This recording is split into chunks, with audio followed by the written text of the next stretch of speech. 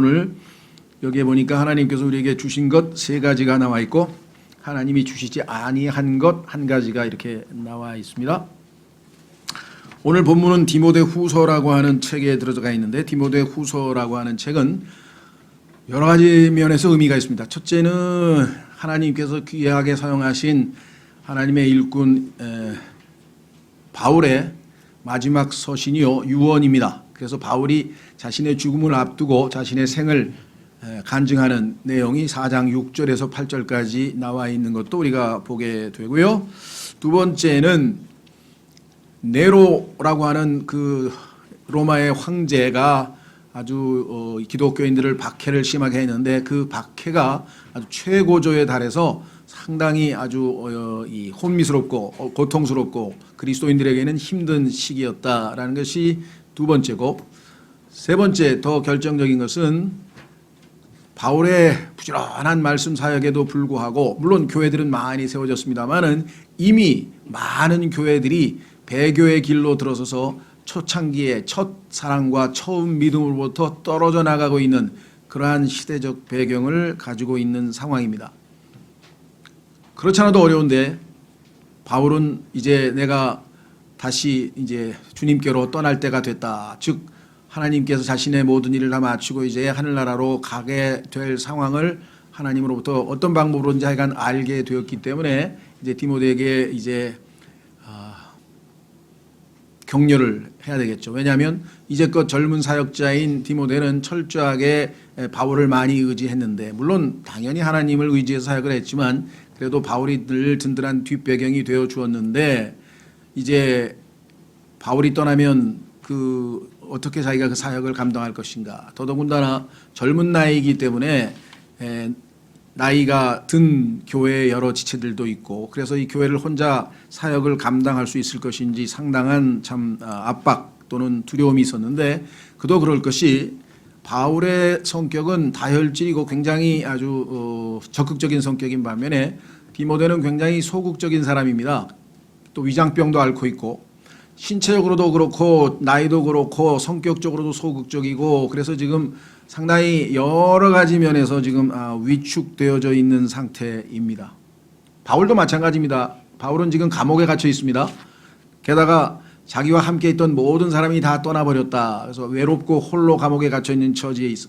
이러한 암울한 상태에서 바울은 그러지 않아도 참 위기감을 맞고 또 낙심하게 될 그 후배 사역자에게 하나님께서 어떻게 너에게 맡기신 그 사역을 감당할 수 있을지 어떻게 하나님께서 모든 것을 충분히 공급하시는 은혜의 하나님이신지를 지금 알리면서 권면 또는 격려하고 있는 내용이 오늘 말씀입니다. 그래서 문맥을 좀 이해를 하시면 좋겠고요. 자, 그래서 오늘 제가 앞부분에 이렇게 썼습니다. 이 악한 현 세상에서 어느 시대든 다 악한 현 세상이지만 더더군다나 디모데후서 3장 1절에 보니까 마지막 날들에 위험한 때가 온다 그랬습니다. 위험한 때. 지금 이 시대야말로 정말 이 라오디게아 시대의 거의 끝부분에 와서 굉장히 위험한 때에 우리가 살고 있다는 것을 그 위험한 때의 분위기를 보면 지금 우리 시대가 너무나 거기에 해당된다는 것을 아마 느끼실 수 있을 텐데요. 한번 확인해 보겠습니다. 3장 1절. 디모데후서 3장 1절. 디모데후서 3장 1절에 이렇게 기록되어 있습니다. 또한 이것을 알아. 즉 마지막 날들의 위험한 때가 이르리라. 사람들이 자기를 사랑하며 탐욕을 부리며 자랑하며 교만하며 신성모독하며 부모에게 불순종하며 감사하지 아니하며 거룩하지 아니하며 본성에 애정이 없으며 협정을 어기며 거짓 고소하며 절제하지 못하며 사나우며 선한 자들을 멸시하며 배신하며 고집이 세며 높은 마음을 품으며 하나님을 사랑하기보다는 쾌락들을 더 사랑하며 하나님의 성품의 모양은 있으나 그것의 능력은 부인하리니 이런 자들에게서 돌아서라. 위험한 때에 일어나는 현상을 상당히 자세하게 이야기를 했고요. 또 밑으로 내려가면 4장 3절에 오늘날 우리가 목격하고 있는 현상 중에 4장 3절 때가 이르리니 그들이 건전한 교리를 견디지 못하며 귀가 가려워 자기 욕심대로 자기를 위해 선생들을 쌓아두고 또 진리로부터 귀를 돌이켜 꾸며낸 이야기들로 돌아서리라. 고 얘기를 했죠. 또 2장 17절로 가시면 2장으로 가시면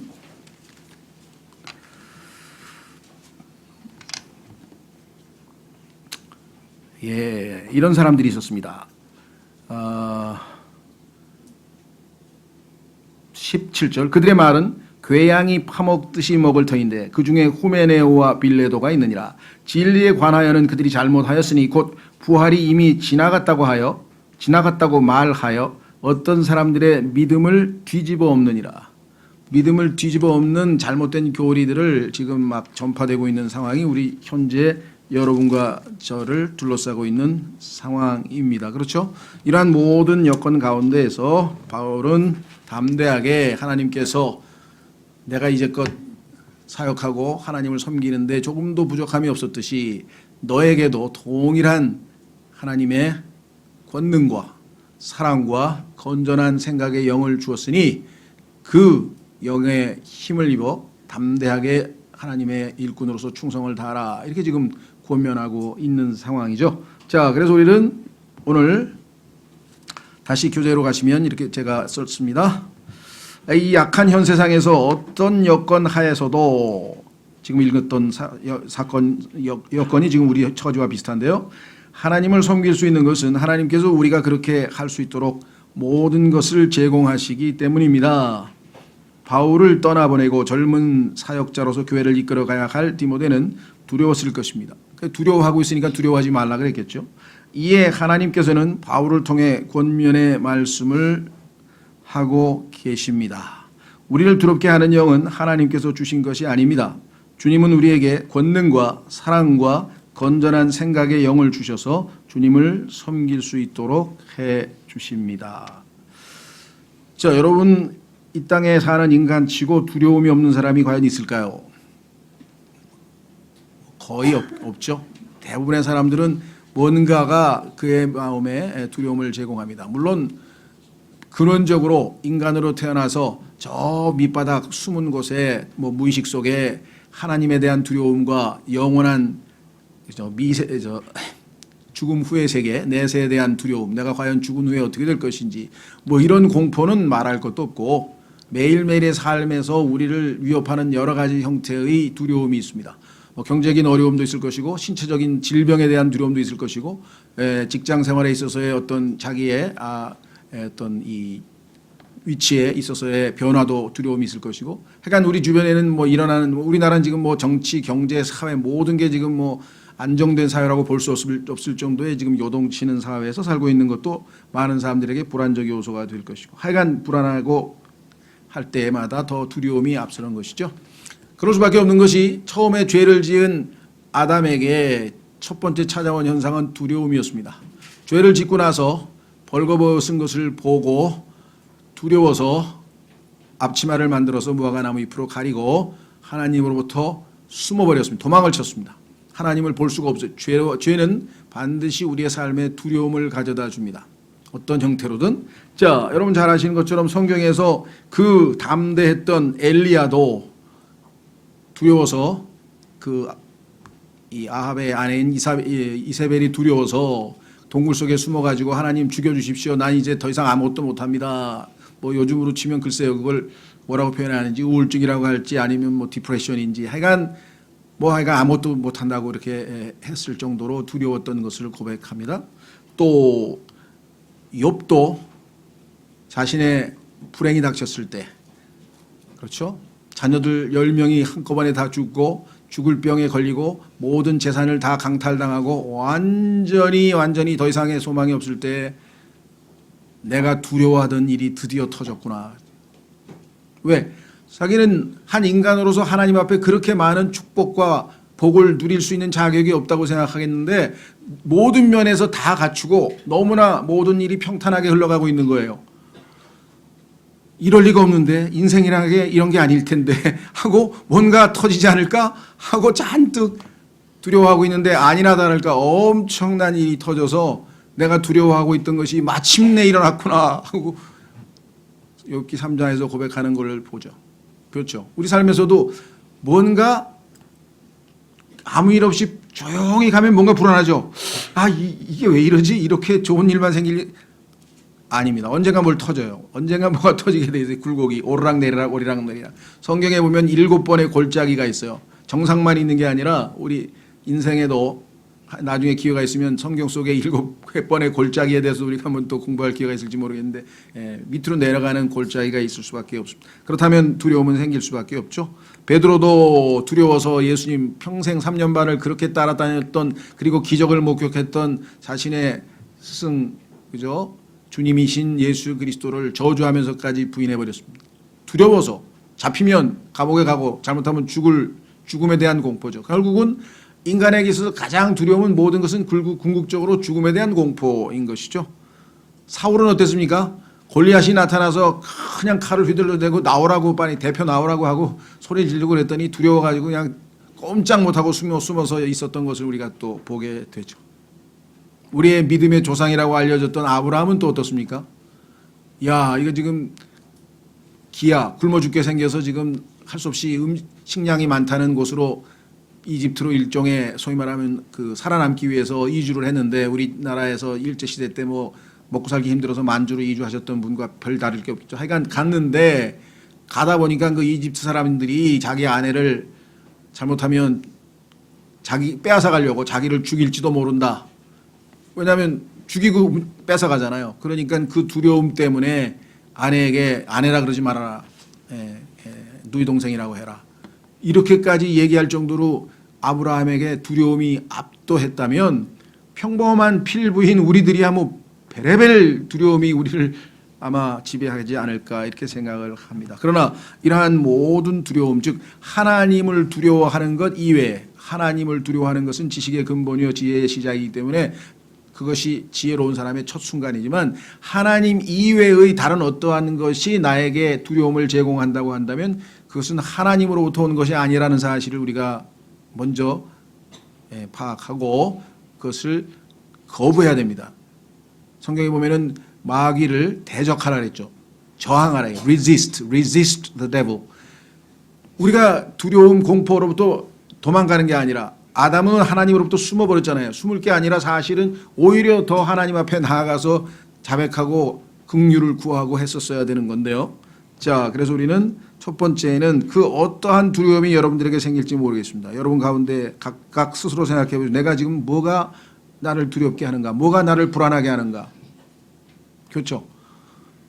저도 하여간 최근에 하여간 불안한 일들을 하여간 많이 겪었어요. 뭐 개인적으로도 그렇고 하여간 모든 게 편치 않은 일들이 계속해서 일어나니까 하여간 뭐 어떤 방법으로도 하여간 저는 조금은 가라앉았는데 하여간 뭐 기도를 통해서 어떻게든지 하여간 여전히 이런저런 일들이 다 우리 주변에 있습니다. 여러분 각자도 마찬가지겠죠. 자, 그러나 이 모든 것들은 이 두려움의 영은 하나님이 주신 것이 아니다라고 성경에 분명하게 나와 있다는 사실.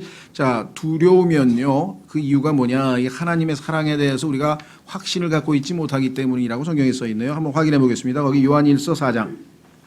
요한일서 4장.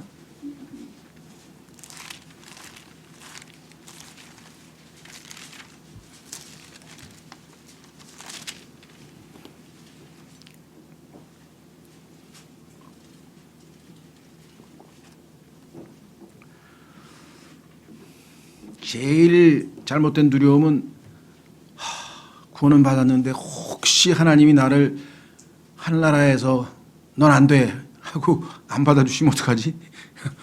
그런 두려움을 갖고 있는 사람도 있더라고요. 또 보니까 그건 아니죠. 자, 여기 보시면 이렇게 써 있네요. 16절부터 보겠습니다. 16절 우리를 향해 하나님이 가지고 계신 사랑을 우리가 알았고 또 믿었나니 하나님은 사랑이시므로 사랑 안에 거하는 자는 하나님 안에 거하고 하나님도 그 안에 거하시느니라. 이 점에서 우리의 사랑이 완전하게 되었나니 이것은 우리가 심판날에 담대함을 가지게 하려 함이라. 이는 그분께서 어떠하신 것 같이 우리도 이 세상에서 그러하기 때문이니라. 사랑에는 결코 두려움이 없고, 하나님의 사랑에 대한 확신을 가지고 있는 사람 두려움이 있을 수가 없겠죠. 오히려 하나님의 사랑을 더 신뢰하겠죠. 완전한 사랑은 두려움을 내쫓나니 이는 두려움에 고통이 있기 때문이라. 두려워하는 자는 사랑 안에서 완전하게 되지 못하였느니라 그랬습니다. 그렇죠? 그래서 어떠한 두려움이든 여러분들은 하나님의 사랑에 대한 확신을 통해서 물리치게 됩니다. 두려워하지 않게 됩니다. 자, 그러나 더 적극적으로 하나님께서는 이 두려움을 극복하고 하나님을 아주 따르는 그러한 우리의 모든 필요를 채워주셨는데, 그것이 첫 번째. 자, 첫 번째 뭐라고 표현했습니까? 권능의 영이라 그래서 두 번째로 가겠습니다. 거기에 보면 주신 것들이 나와 있죠. 주신 것들. 자, 하나님께서 안 주신 게 있고 주신 게 이번에는 이제 세 가지입니다. 첫째는 권능의 영이라 그래요. 권능의 영. 두 번째는 사랑의 영. 세 번째는 건전한 생각의 영. 우리 인간은 지정의를 갖추고 있는 인격체인데, 여기에 보면 권능의 영, 우리의 강한 의지를 발휘해서 이겨낼 수 있는 힘, 또 사랑의 영, 우리의 마음, 정서, 사랑, 세 번째에는 생각, 우리의 건전한 판단, 이렇게 해서 우리가 주님을 따르는데, 주님을 섬기는데 그 하나도 부족하지 않게 모든 것을 다 채워주고 계신다 그랬습니다. 첫 번째 권능의 영은, 자, 주님께서 우리에게 권능의 영을 주시지 않는다면 어떻게 우리가 이 땅에서 신앙생활을 해내겠는가? 얼마나 많은 것들이 우리를 짓누르고 있는데 그것을 이겨낼 수 있는 힘이 어디에서 나올 수가 있겠는가? 하나님의 일과 섬김도 마찬가지겠죠. 자, 그래서 사도행전 10장 38절에 가시면, 사도행전 10장 38절로 가시면 하나님께서 예수님도 권능과 성령으로 충만하신 다음에 하나님의 일을 수행하셨다라고 성경에 써 있습니다. 자, 사도행전 10장 38절, 예수 그리스도의 인생을 한 절로, 성경의 한 구절로 성령님께서 요약을 해놓으셨는데 이렇게 기록되어 있습니다.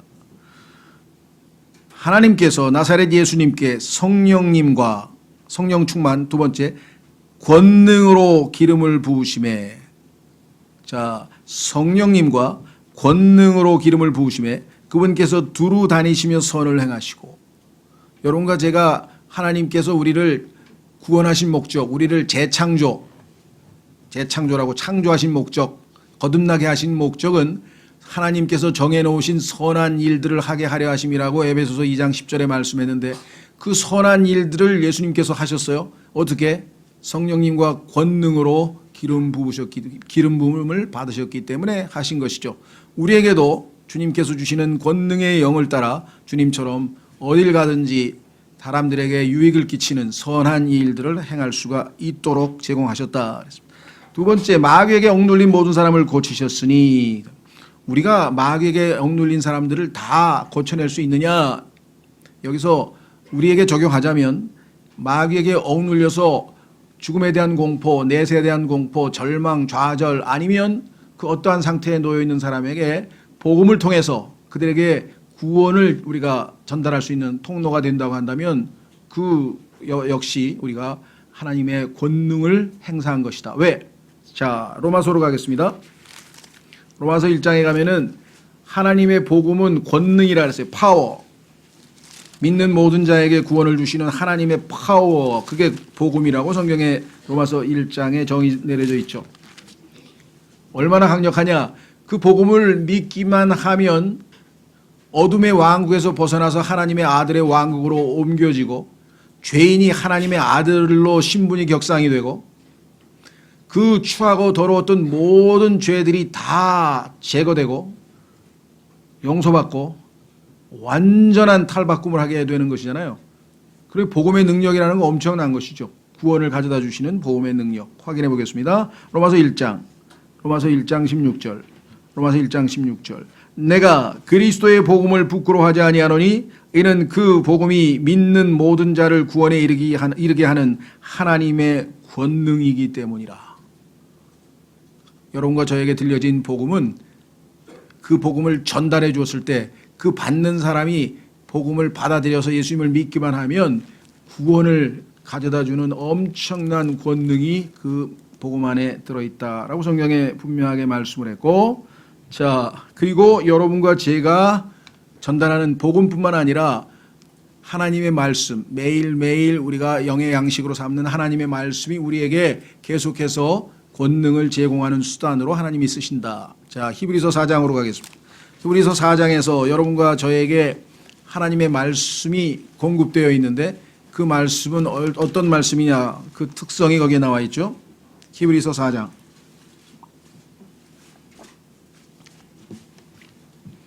히브리서 4장 12절. 히브리서 4장 12절.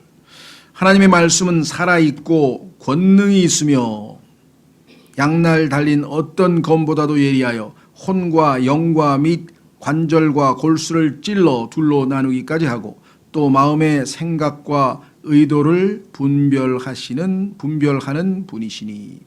하나님의 말씀은 이와 같은 특성을 지니고 있는데 거기에 권능이 있다라고 했습니다. powerful. 그래서 우리를 어떤 구렁이에서도 어떤 어려움에서도 건져낼 수 있는 권능이 있다 그랬습니다.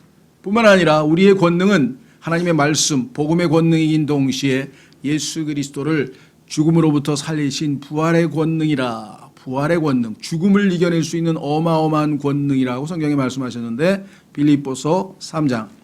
빌립보서 3장.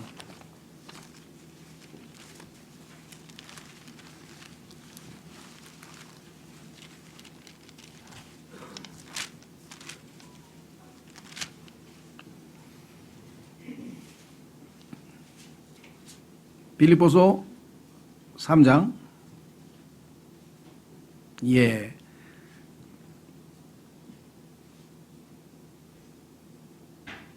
7절부터. 그러나 무엇이든지 내게 이득이었던 것들을 곧 그것들을 내가 그리스도를 위하여 손실로 여겼으며 참으로 확실히 모든 것을 손실로 여김은 그리스도 예수 내 주를 아는 지식이 뛰어나기 때문이라. 내가 그분을 위하여 모든 것에 손실을 입고 그것들을 단지 배설물로 여김은 내가 그리스도를 얻고 율법에서 난 내 자신의 의가 아니라 그리스도의 믿음을 통한 의 곧 믿음으로 말미암아 하나님에게서 난 의를 소유한 채 그분 앞에서 발견되려 함이라. 이것은 내가 왜 이렇게 사느냐? 이것은 내가 그분의 죽으심과 일치하게 되어 그분과 첫째, 그분을 알고 두 번째, 그분의 부활의 권능을 알고 세 번째, 그분의 고난에 참여하는 것을 알고자 하며 그분의 부활의 권능을 이 땅에서 알아가고 체험하고 그 다음에 그것을 적용하며 살아갈 수 있는 힘이 우리에게 주어져 있다. 예수 그리스도께서 우리 안에 들어와 계시고 그분은 우리의 생명이 되시는데 그 생명은 그냥 생명이 아니라 죽음을 정복하신 부활의 생명이기 때문에 우리에게도 그 죽음보다 강한, 그렇죠? 부활의 권능이 우리에게 있다. 성경에서는 죽음이 가장 강한 자로 묘사되어 있는데 성경에, 그런데 그 죽음보다 강한 것이 부활의 생명이라는 사실을 우리는 알 수 있죠. 자, 그래서 우리는 그리스도인으로서 하나님께서 우리에게 권능의 영을 주셨다. 그러니 우리가 개인적으로 우리 스스로를 생각하면 겁도 많고 두려움도 많고 이런저런 나약함도 있고 모든 면에서 우리가 부족한 건 너무나 당연한 사실은 하나 여기서 이제 믿음이 필요하다는, 하나님께서 그 모든 것들을 이겨낼 수 있는 권능의 영을 우리에게 주셨는데 만약에 그 말씀을 믿고 우리가 그 권능을 힘입어 살지 않는다면 하나님의 말씀이 우리 안에서 효과적으로 역사할 수가 없다라는 것이겠죠. 자, 그래서 우리는 이제 이 하나님께서 주시는 권능의 영이 있다는 사실, 주님이 주셨다고 분명히 말씀하셨다는 사실을 잘 기억하고, 두 번째, 사랑의 영. 하나님께서 우리에게 주신 영은 두 번째는 사랑의 영이라고 했습니다.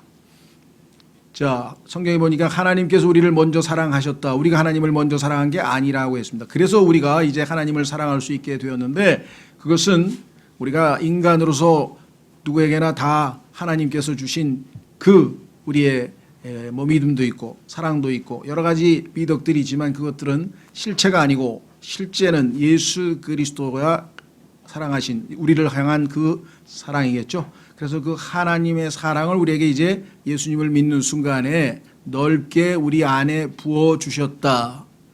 그 우리 안에 사랑이 있다고 성경이 분명히 말씀했습니다. 자, 확인해 보겠습니다. 로마서 5장 5절. 로마서 5장 5절.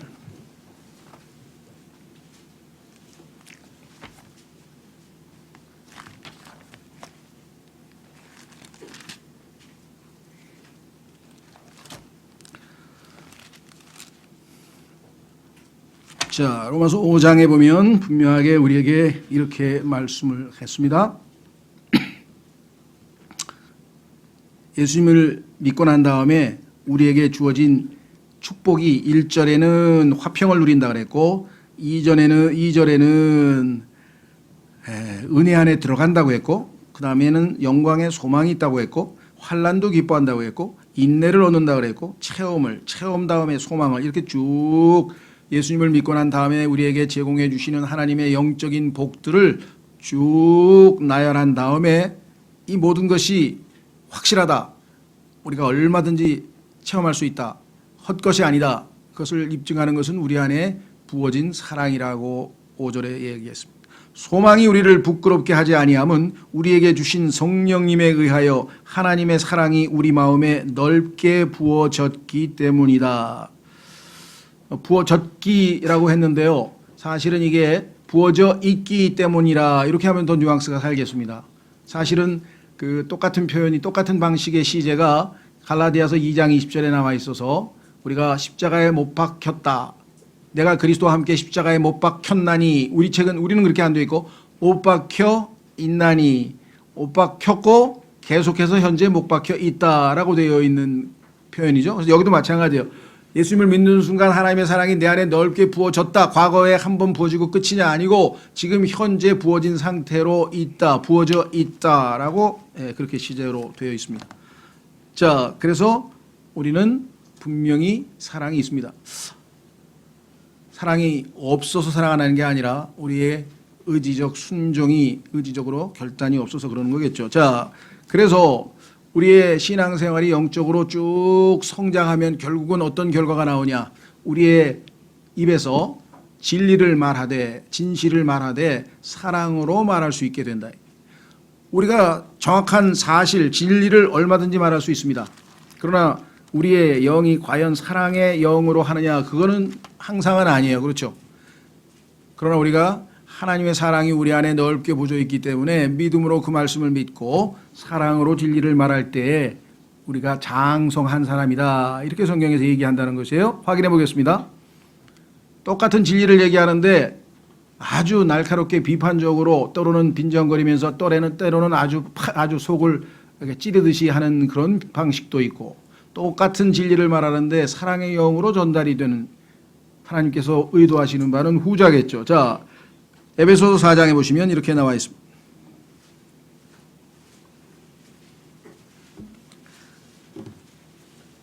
예수님께서 승천하시면서 이 땅에 있는 주님의 몸된 교회를 남겨주시고 하늘로 가셨기 때문에 이 땅에 몸된 교회를 위해서 주님이 선물들을 주셨는데 그 선물들 중에 오늘날 이 교회 시대의 목자 겸 교사로 하나님의 말씀을 가르쳐서 성도들로 하여금 꾸준히 완전한 자가 되게 즉 성장시키라 하고 얘기를 했는데 성장되어서 이제 어린 아이를 벗어나게 되면 자 어떻게 되는가 보십시오.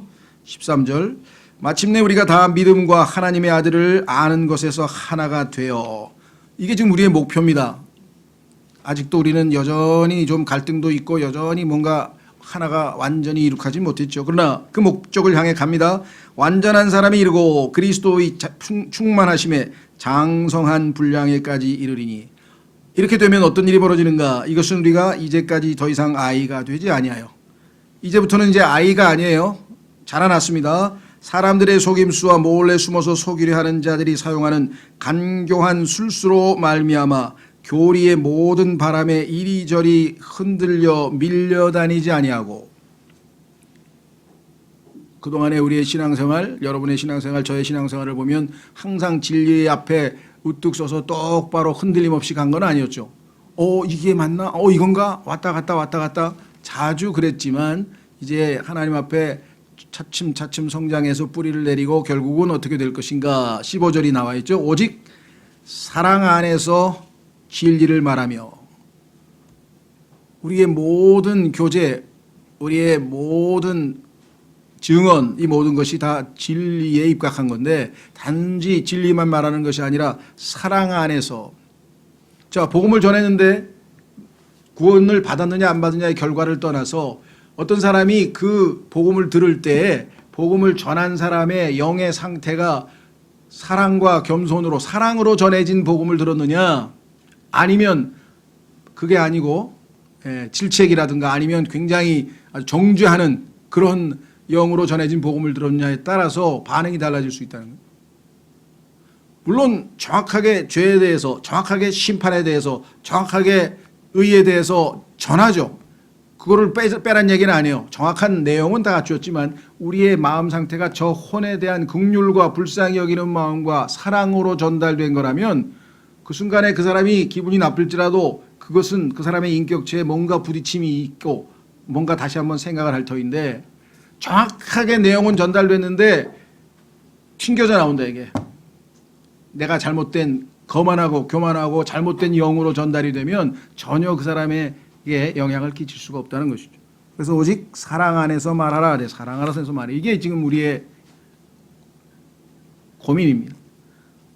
아주 정확하게, 아주 그냥 날카롭게 성경을 쫙쫙쫙쫙쫙쫙 찾아서 쫙 해가지고 쫙 했는데 그 안에 사랑이 안 들어있으면 어떻게 되겠어요?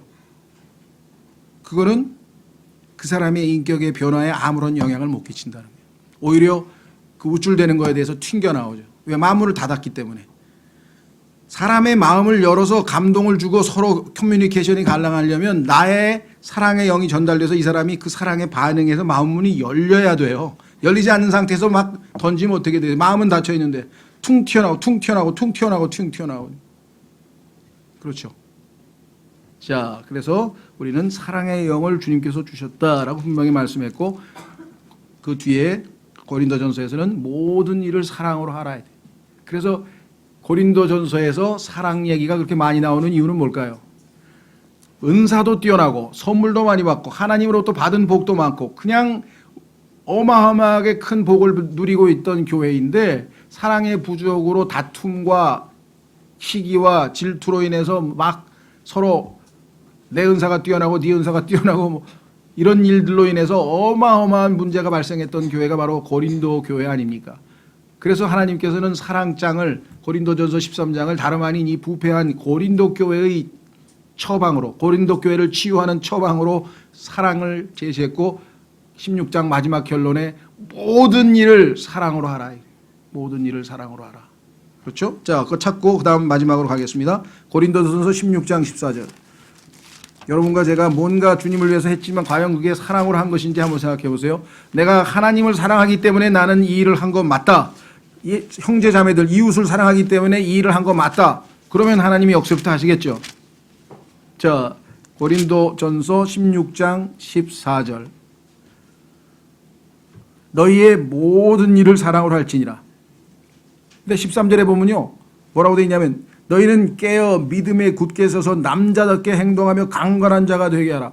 그런데 모든 일을 사랑으로 하라. 얼핏 보면 사랑하고 안 어울리는 것 같죠? 아닙니다. 성숙하고 강한 사람일수록 오히려 하나님을 섬기는데 charity, 사랑, 그리스도인의 형제 사랑으로 실천한다. 세 번째, 마지막으로 이게 이제 오늘날 참 또 우리에게 중요한 것이죠. 건전한 생각의 영이라 할 때, 건전한 생각의 영. 자, 건전치 못한 생각을 지배하는 것은 마귀입니다. 그래서 우리가 하나님의 생각은 항상 건전하다는 얘기는 건강하다는 얘기예요. 건강하다. 그렇죠? 자, 그래서 한번 우리의 과거의 모습을 살펴보겠습니다. 에베소서 4장 17절로 가시면 여러분과 저희가 예수님 믿기 전에는 우리의 생각이 건전하지 못하고 부패해 있었다라고 성경에서 에베소서 4장에서 분명하게 말씀을 했습니다. 에베소서 4장 17절, 에베소서 4장 17절.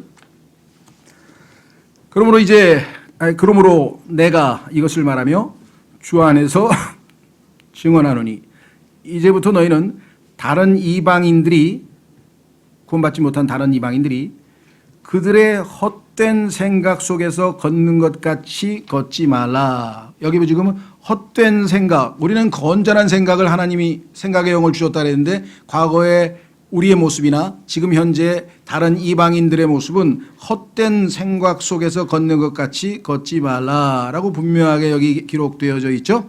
예.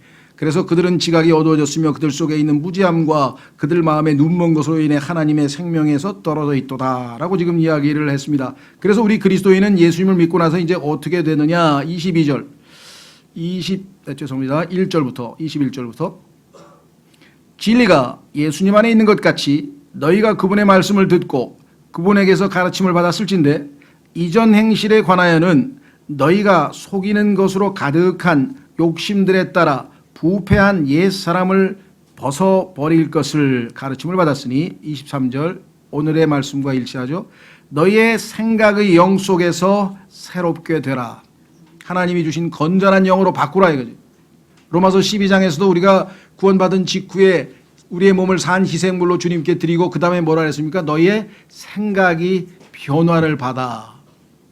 그렇죠. 아까 우리 읽어보세요도 똑같은 겁니다. 성경을 읽을 때 생각의 변화를 받으라 그랬죠. 세계관이 바뀌어야 된다 그랬죠. 사고방식이 바뀌어야 된다 그랬죠. 세상을 보는 눈이 바뀌어야 된다 이게. 하나님의 눈으로 영적인 눈으로 바뀌어서 올바르고 건전한 판단을 내려야 되는데 성령 충만하지 않으면 우리는 항상 기울입니다. 좌로나 우로나 치우치지 말라 그랬는데 우리는 항상 객관적으로 정확한 판단을 잘 못해요. 그래서 건전한 생각의 영을 하나님께 주셨기 때문에 위로부터 주시는 지혜를 구하고 이것에 있어서 하나님께서 판단하시는 올바르고 객관적인 판단을 내가 해야만 그 결정이 올바른 결정이 된다라고 성경이 분명하게 말씀을 했습니다. 그렇죠? 자, 그래서 고린도전서 2장 16절에 보면은 뭐라고 되어 있는 거 아니요? 예수님을 믿는 순간에 예수님의 생각을 우리에게 주셨다라고 성경에 써 있습니다. 예수님의 생각을 우리에게 주셨다. 확인해 보겠습니다. 고린도전서 2장 16절. 우리의 생각이 변화됐다는 얘기는 결국은 예수 그리스도께서 이 땅에서 생각하시는 그 방식으로 우리도 생각을 한다. 고린도전서 2장 16절.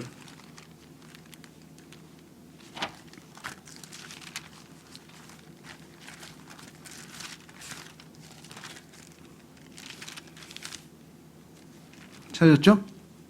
예. 누가 주의 생각을 알아서 그를 가르치겠느냐? 그러나 우리가 그리스도의 생각을 가졌느니라. 그래서 그 위에 보면요. 그리스도의 생각을 가졌기 때문에 모든 것을 판단할 수 있다. 이게 무엇이 옳은지 그른지 그리스도가 판단하면 올바른 판단하겠죠. 그래서 우리가 똑똑해서 뭐 잘나서가 아니라 그래서 우리 그리스도인들은 가능하면 내 생각에는 내가 보기에는 이런 말 쓸 필요가 없어요. 왜냐하면 그게 뭐가 중요해요. 내가 보는 게 뭐가 중요해. 중요한 거는 예수 그리스도의 생각이니까 하나님의 말씀에는 자 여기 어떻게 되어 있나 보세요. 15절에 오직 영에 속한 사람은 모든 것을 판단하나 그 자신은 아무에게도 판단을 받지 않느니라. 모든 것을 올바로 판단할 수 있는 그것은 그리스도의 생각이 우리에게 주어져 있기 때문에 가능한 일이겠죠. 그렇죠? 그래서 여러분과 제가 이제 우리 삶에서 나누는 대화 가운데 성경의 마지막 구절입니다. 자, 디도서 2장 1절로 가겠습니다.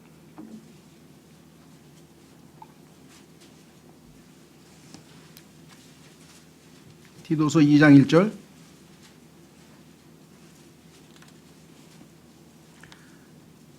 오직 너는 건전한 교리에 합당한 것을 말하여.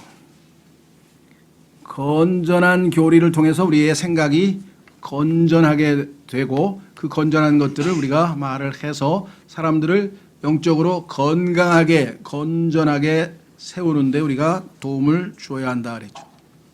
다른 사람들뿐만 아니라 우리 자신도 마찬가지입니다. 제가 지금 마지막 구절에 하나 더 찾겠습니다.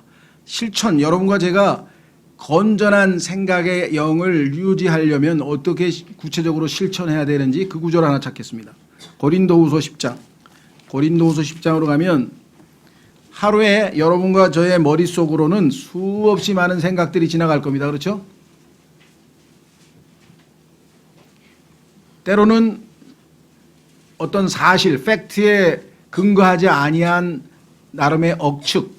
그래서 성경에 보니까 신앙생활에 있어서 형제자매들의 갈등을 불러일으키는 가장 큰 것 중에 하나가 뭐냐? 억측이에요, 억측. evil surmising이라는데 악한 추측. 사실이 아닌데 저 자매가 오늘 날 왜 째려볼까? 이상하네. 아까 지나가는데 왜 안 쳐다보지? 왜 그러지? 안 보여서 못 본 거예요. 근데 괜히 이제 억측을 하기 시작해 거기다 덧붙여. 지난번에 내가 좀 무뚝뚝하게 됐더니 거기에 뭐 복수하는 거야? 거기서부터 이제 억측이 더 나가. 하나 더 나가서 그래? 그래. 그러면 나는 가만히 있나? 이러고 이제 덧붙이고 여기에 말려 들어가는 거예요. 마귀가 집어넣어준 생각에 꼬리를 물고 가지고 나중에 아무것도 아닌 걸 가지고 막 부풀려 가지고 확대해 가지고 밤에 잠도 안 자고 씩씩거리고 막 문자를 집어넣었다 지웠다 뭐 집어넣었다 했다가 막 이게 이제 완전히 마귀가 보면서 잘 논다 가지고 노는 거예요. 우리의 배틀그라운드, 우리의 전장터는 생각이에요, 생각. 마귀도 건전하지 않은 생각, 악한 억측, 온갖 더러운 생각, 온갖 상상, 망상, 사실도 아닌 것 자꾸만 집어넣어가지고 우리를 갖다가 왜? 사람이 마음속으로 생각하는 것이 곧 그 사람이라고 잠언에 써 있거든요. 내가 어떤 생각을 많이 하면 내가 그 행동을 해버려요. 그러니까 마귀도 나를 부려먹으려면 생각을 장악해야 돼. 하나님도 마찬가지. 그래서 이 생각을 누가 장악하느냐에 따라 우리가 누구에게 소속되어 있냐가 결정이 된다. 우리의 영적 전쟁의 싸움터는 바로 생각인데 그 생각을 어떻게 처리하는가가 성경에 여기에 나와 있습니다. 확인해 보겠습니다. 고린도후서 10장. 고린도후서 10장. 3절. 고린도후서 10장 3절. 비록 우리가 육신 안에서 걸으나 육신을 따라 싸우지 아니하노니. 영적 전쟁이기 때문에 육신을 따라 싸우면 안 됩니다. 우리의 전쟁 무기는 육신에 속하지 아니하고 하나님을 통해 여기 나와 있네요. 강력하여 강한 요새들도 무너뜨리느니라. 어떻게 하면 실천할 수 있는가? 5절. 우리가 상상하는 것과 상상이라고 하는 영어 단어는 imaginations죠. imaginations의 어원은 이미지 아니에요. 이미지. 이미지가 뭐예요? 성경에서? 우상 아니에요. 형상들. 우상과 관련되어 있는 단어잖아요. 이게 형상. 그러면 우리가 상상하는 것과 또 하나님을 아는 것을 대적하여 스스로를 높이는 모든 것을 이런 교만한 생각, 이런 잘못된 생각을 다 무너뜨려야 돼요. 무너뜨리고 그런 생각들을 다 사로잡아 포로로 잡아요. 포로로 다 사로잡아서 어떻게 되냐? 그리스도께 순종하게 하며 건전치 못하고 잘못된 판단, 생각 이런 것들은 빨리 다 잡아서 그리스도께로 다 가지고 가고 그리스도의 생각을 통해서 우리가 순수하고 올바르고 그러죠? 은혜롭고 이런 생각들을 하라고 빌립보서 4장 8절에 써 있죠. 그것까지 읽으면 또 불평이 나올 여러분들이 집에 가서 빌립보서 4장 8장 오직 think on these things 이러한 것들을 생각하라. 그 생각들이 여러분의 생각 속에 가득 차면 건전한 생각의 영을 유지할 수가 있습니다. 자, 그래서 우리는 이제 결론을 내립니다. 이러한 것들을 다 줬는데 네가 왜 그렇게 위축돼 있어?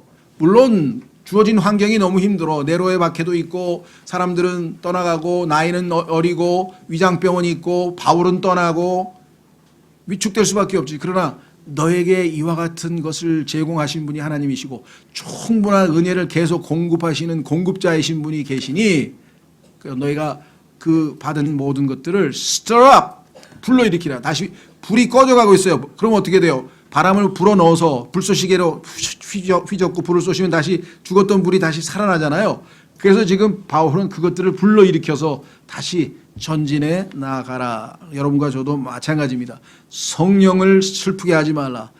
성령을 그죠? 불을 끄지 말라.